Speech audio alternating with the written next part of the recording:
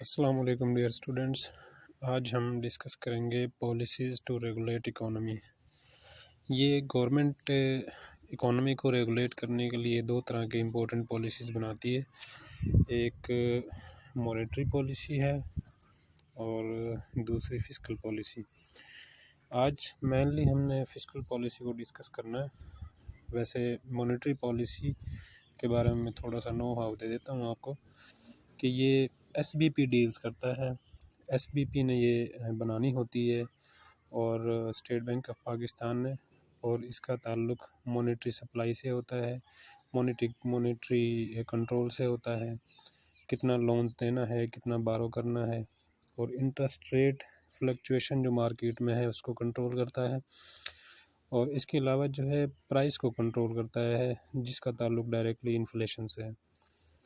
और सेकंड जो पॉलिसी है इकोनॉमी को रेगुलेट करने के लिए वो फ़िस्कल पॉलिसी है।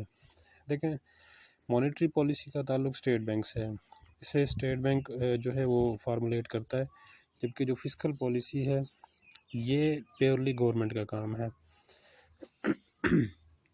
गवर्नमेंट इन पावर जो होती है वो जिस तरह जून के महीने में एक बजट पेश किया जाता है, और बजट का मतलब दरअसल ये होता है उसमें गवर्नमेंट जो है वो एक अपना एक तखमीना लगाते हैं कि इस फाइनेंशियल ईयर में जो 1 जुलाई से 30 जून तक जो होता है आने वाला, इसके अंदर उनके एक्सपेक्टेड रेवेन्यू जो जनरेट करेंगे वो कितने होंगे और उसमें उनके एक्सपेंडिचर्स कितने एक्सपेक्टेड हैं।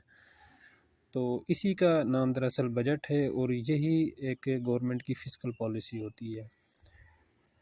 अब ये दोनों पॉलिसीज़ का अगर हम जिक्र करें तो फ़िस्कल पॉलिसी और मॉनेटरी पॉलिसी दोनों का काम मेनली जो है वो इकोनॉमी को स्टेबलाइज़ करना होता है, और इनका जो है ना इकोनॉमी की ग्रोथ से भी बड़ा ताल्लुक़ है।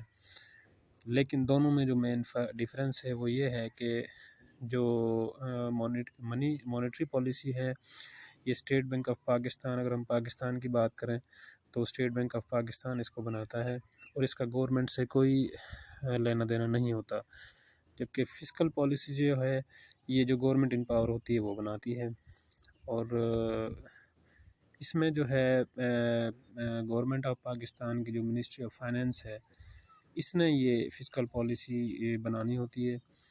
तो अगर हम डिस्कस करें फ़िस्कल पॉलिसी को तो इसमें जो मेन चीज़ें हैं वो रेवेन्यूज़ एंड एक्सपेंडिचर्स होते हैं, एंड सेकंड वन जो है वो पब्लिक डेब्ट होता है, जो गवर्नमेंट कर्ज़ वगैरह लेती है। अब रेवेन्यू जो है वो गवर्नमेंट कहाँ से जनरेट कर सकती है, इसमें टैक्सेस हैं, जो चालान वगैरह हम पे करते हैं वो होते हैं। इसके अलावा जो गवर्नमेंट की फ़ीस वगैरह होती है, और साथ में गवर्नमेंट बहुत सारे प्रोजेक्ट्स पर फॉरेन प्रोजेक्ट्स में इन्वेस्टमेंट भी करती है, तो इन्वेस्टमेंट के नतीजे में जो प्रॉफिट होता है वो भी गवर्नमेंट का एक रेवेन्यू उसको कंसिडर किया जाता है। इसके अलावा जो एक्सपेंडिचर्स हैं वो गवर्नमेंट जो एक बिज़नेस रन कर रही होती है फाइनेंशियल ईयर में, उसमें उसको बिज़नेस को रन करने के लिए जो एम्प्लॉइज़ होते हैं उनकी रिटायरमेंट के बाद उनकी पेंशन जो होती है ये भी गवर्नमेंट का एक एक्सपेंडिचर होता है। साथ में इनकी एम्प्लॉय करंटली जो रिटायर नहीं होते उनकी सैलरीज होती हैं, साथ में कुछ इंफ्रास्ट्रक्चर उस पर उन्होंने एक्सपेंडिचर करने होते हैं। एंड लास्ट वन है कि ये जो डेवलपमेंट प्रोजेक्ट्स हैं गवर्नमेंट के उसको भी जो है ना वो मद्देनज़र रखते हैं कि एक्सपेक्टेड जो फाइनेंशियल ईयर के दौरान जो उनके एक्सपेंडिचर्स हैं वो कितने हो सकते हैं रेवेन्यूज़ के मुकाबले में।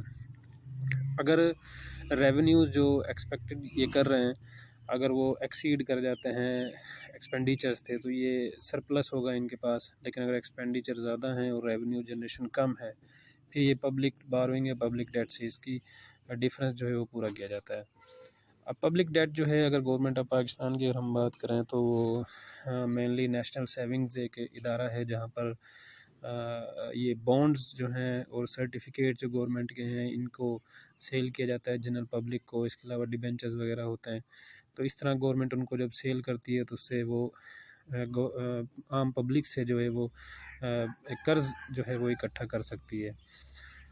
तो इन दोनों के डिफरेंस को अगर एक्सपेंडिचर ज़्यादा हैं और रेवेन्यू कम है तो फिर पब्लिक डेट लेके या इस तरह आईएमएफ या वर्ल्ड बैंक से डेट लेके या बैरूनी कर्ज़ा कोई किसी भी किस्म का है किसी भी गवर्नमेंट से, तो उसको लेकर वो डिफरेंस पूरा किया जाता है। अब हम देखते हैं जी फ़िस्कल पॉलिसी जो है इसके ऑब्जेक्टिव्स क्या हैं? नंबर 1 इसमें जो मेन चीज़ है वो इकोनॉमिक जो है ग्रोथ इससे ज़्यादा होती है, ये होनी चाहिए, ये फ़िस्कल पॉलिसी का एक मेन मोटो है। नंबर 2 प्राइस स्टेबिलिटी है and number 3 reduction in inequality. तो ये तीनों चीज़ों का ताल्लुक देखें, इनमें सेकंड नंबर पर जो है प्राइस स्टेबिलिटी, वो मॉनेटरी पॉलिसी में भी इसका ज़िक्र है कि ये मॉनेटरी पॉलिसी इसको प्राइस को कंट्रोल करती है। लेकिन प्राइस को मॉनेटरी पॉलिसी भी कंट्रोल कर सकती है, साथ में इसको फ़िस्कल पॉलिसी प्राइस स्टेबिलिटी के लिए ज़्यादा अहम है। अब ये तीनों चीज़ें किस तरह फ़िस्कल पॉलिसी इन तीनों चीज़ों के लिए कारआमद है, जिसमें इकोनॉमिक ग्रोथ भी होनी चाहिए, प्राइस की स्टेबिलिटी भी होनी चाहिए, रिडक्शन इन इनइक्वालिटी जो है ये भी हो। तो ये तीनों जो ऑब्जेक्टिव्स हैं फ़िस्कल पॉलिसी के, वो कैसे मीट करते हैं। तो ये एक डायग्रामेटिकली मैंने इसको जो है वो कवर करने की कोशिश की है। यहाँ पर सबसे पहला जो डिमांड है, और इस सब का ताल्लुक एक इकोनॉमी के अंदर डिमांड से होता है। अब डिमांड का ताल्लुक मॉनेटरी पॉलिसी से भी है और फ़िस्कल पॉलिसी से, कि जो डिमांड है उसको फ़िस्कल पॉलिसी से भी कंट्रोल किया जा सकता है आम पब्लिक में, और मॉनेटरी पॉलिसी के थ्रू भी। जो मॉनेटरी पॉलिसी के थ्रू डिमांड को कंट्रोल किया जाएगा उसका जो है डिस्कस हम बाद में करेंगे, वो अलग टॉपिक है मॉनेटरी पॉलिसी का। फ़िलहाल हम देखते हैं कि ये फ़िस्कल पॉलिसी से डिमांड को कैसे कंट्रोल किया जाएगा। देखें, फ़िस्कल पॉलिसी जो है वो गवर्नमेंट जो इन पावर होती है उसमें बनानी होती है, और इसमें फ़िस्कल पॉलिसी में गवर्नमेंट क्या कर सकती है। नंबर 1 है टैक्स को जो है वो कम या ज़्यादा कर सकते हैं, टैक्स को बढ़ा सकते हैं। और दूसरा है सब्सिडी, मुख्तलिफ प्रोडक्ट्स जो मेनली इसमें रॉ मटेरियल वगैरह जो होता है प्रोडक्शन के अंदर, उसके अंदर जो सब्सिडी है, जैसे अगर हम एग्रीकल्चर की बात करें तो ये गवर्नमेंट अक्सर जो खाद है उसके ऊपर सब्सिडी दे देती है। यानी अगर फ़र्ज़ करो एक खाद की बोरी की कीमत जो है वो 4,000 है, तो गवर्नमेंट उसमें सब्सिडी अनाउंस करके उसको 3500 कर सकती है, 3000 तक भी लेके आ सकती है। तो ये फ़िस्कल पॉलिसी के अंदर ये दो चीज़ें बड़ी अहम हैं, टैक्स और सब्सिडी। टैक्स को जो है गवर्नमेंट बढ़ा भी सकती है और टैक्स को कम भी कर सकती है। सेकंड वन, इसमें हम ये देखेंगे कि डिमांड जो है अगर आम पब्लिक में किसी भी प्रोडक्ट की ज़्यादा है, चाहे वो एग्रीकल्चर में खाद की हो या मुख्तलिफ जो अजनास हैं उनकी हो, या वीट की हो, या किसी भी क्रॉप की हो, तो अगर प्रोडक्शन इसके लिए ज़्यादा ज़रूरी है, अगर डिमांड ज़्यादा होगी तो प्रोडक्शन ऑटोमेटिकली ज़्यादा होगी। अगर किसी भी चीज़ की डिमांड ज़ाहिर है मार्केट में बढ़ती है तो उसकी प्रोडक्शन ऑटोमेटिकली पीछे से बढ़ जाती है। प्रोडक्शन ज़्यादा होगी, फैक्ट्रीज़ ज़्यादा लगेंगी उस चीज़ के लिए, तो फैक्ट्रीज़ ज़्यादा होंगी तो फिर एम्प्लॉयमेंट भी बढ़ेगी। ज़ाहिर है एक प्रोडक्शन अगर टारगेट ज़्यादा है, उनको डिमांड अगर हम जनरल पब्लिक की पूरी करनी है तो उसके लिए उनको लोग ज़्यादा हायर करने पड़ेंगे। जब लोग ज़्यादा हायर करेंगे तो एम्प्लॉयमेंट जो है ऑटोमेटिकली बढ़ जाएगी। जब एम्प्लॉयमेंट ज़्यादा होगी, लोगों को ज़्यादा रोज़गार मिलेगा, तो उससे फिर क्या होगा आम जनरल पब्लिक के अंदर मनी सप्लाई ज़्यादा हो जाएगी, लोगों की वेल्थ में इंक्रीज़ आ जाएगा, और जब लोगों के पास पैसा ज़्यादा होगा तो फिर ऑटोमेटिकली डिमांड को इंक्रीज़ कर देगा। तो इस तरह फ़िस्कल पॉलिसी जो है वो अगर इस तरह है कि डिमांड फ़िस्कल पॉलिसी के ज़रिए इंक्रीज़ की जा सकती है। अगर टैक्स गवर्नमेंट कम कर देगी तो ऑटोमेटिकली उसका असर होगा प्रोडक्शन के ऊपर। रॉ मटेरियल के अंदर जो है उनकी प्राइस कम हो जाएगी, टैक्स मुख्तलिफ़ चीज़ों के कम करने की वजह से। जब रॉ मटेरियल की जो टोटल वैल्यू है वो कम होगी तो फिर इससे क्या होगा कि प्रोडक्शन बढ़ेगी, प्रोडक्शन बढ़ेगी तो एम्प्लॉयमेंट ज़्यादा होगी, एम्प्लॉयमेंट होगी तो मनी सप्लाई और वेल्थ लोगों की ज़्यादा होगी, इससे जो है वो डिमांड इंक्रीज़ कर जाएगी। अगर डिमांड ऑटोमेटिकली इंक्रीज़ करती है तो सारी चीज़ें जो हैं वो एक इकोनॉमिक ग्रोथ को ज़ाहिर कर रही हैं। तो इससे फिर जो ऊपर तीन वाले जो हमने पॉइंट लिखे हैं, higher economic growth, price stability और रिडक्शन इन इनइक्वालिटी, ये तीनों चीज़ें जो हैं वो पूरी की जा सकती हैं फ़िस्कल पॉलिसी से। अब मेन चीज़ जो इसमें है फ़िस्कल पॉलिसी के टाइप्स हैं, जिसमें एक एक्सपेंशनरी फ़िस्कल पॉलिसी कहा जाता है, और सेकंड वन जो है कॉन्ट्रैक्शनरी फ़िस्कल पॉलिसी है। एक्सपेंशनरी फ़िस्कल पॉलिसी में जो है वो दोनों में डिफरेंस सिर्फ ये टैक्स और सब्सिडी का है। अगर गवर्नमेंट टैक्स को कम से कम रखेगी और सब्सिडी को ज़्यादा रखेगी तो इसको हम कहते हैं एक्सपेंशनरी फ़िस्कल पॉलिसी। और एक्सपेंशनरी फिस्कल पॉलिसी में क्या होगा कि अगर टैक्स कम होंगे और सब्सिडी ज़्यादा होगी तो इससे ऑटोमेटिकली प्रोडक्शन ज़्यादा होगी, एम्प्लॉयमेंट ज़्यादा होगी और मनी सप्लाई या वेल्थ लोगों में ज़्यादा होगी, तो इससे इकोनॉमिक ग्रोथ ऑटोमेटिकली ज़्यादा होगी। और दूसरे नंबर पे जो है कॉन्ट्रैक्शनरी फिस्कल पॉलिसी है, इसमें गवर्नमेंट क्या करती है, जब ये पॉलिसी अपनाएगी तो इसमें टैक्सेस को वो ज़्यादा बढ़ा देगी और सब्सिडी को कम कर देगी। टैक्स ज़्यादा होंगे तो रॉ मटेरियल्स और हर तरह की चीज़ों पे जो है वो टैक्स लगेगा, तो फिर प्रोडक्शन ऑटोमेटिकली कम होगी, प्रोडक्शन कम होगी तो एम्प्लॉयमेंट कम होगी, और एम्प्लॉयमेंट कम होगी तो फिर ऑटोमेटिकली लोगों के पास पैसा कम होगा, जो कि डिमांड को डिक्रीज़ कर देगा मार्केट में।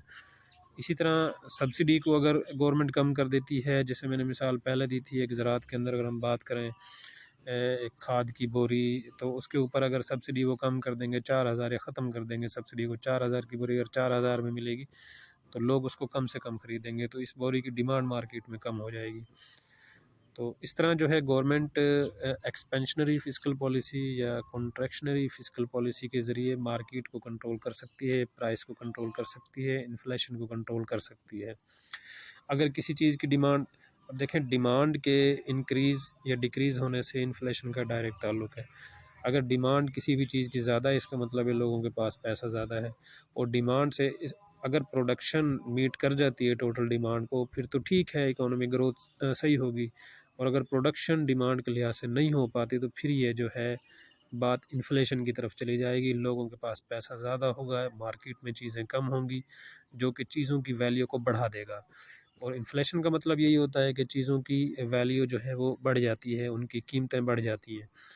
तो प्रोडक्शन अगर कम होगी और डिमांड अगर मार्केट में किसी भी प्रोडक्ट की ज़्यादा होगी तो ऑटोमेटिकली ये इन्फ्लेशन को राइज़ कर देगा। तो इसी तरह अगर इस तरह है तो फिर गवर्नमेंट जो है कॉन्ट्रैक्शनरी फिस्कल पॉलिसी को अपनाएगा, वो टैक्सेस को ज़्यादा कर देगा और जो सब्सिडी है उसको कम से कम कर देंगे। तो इसके अगेंस्ट जो है एक्सपेंशनरी फिस्कल पॉलिसी में अगर गवर्नमेंट चाहती है कि डिमांड ज़्यादा है और प्रोडक्शन ज़्यादा हो तो फिर वो टैक्सेस को कम से कम कर देंगे और सब्सिडी को भी ज़्यादा बढ़ा देंगे। तो ये फिस्कल पॉलिसी से रिलेटेड ही एक टॉपिक था, मैंने डायग्रामेटिकली ये समझाने की कोशिश की है, उम्मीद है आपको समझ भी आ जाएगा। मज़ीद अगर आपको कुछ पूछना है तो कमेंट्स में आप इसका कोई पूछ सकते हैं। नेक्स्ट हम टॉपिक जो डिस्कस करेंगे वो होगा मॉनेटरी पॉलिसी। Thank you.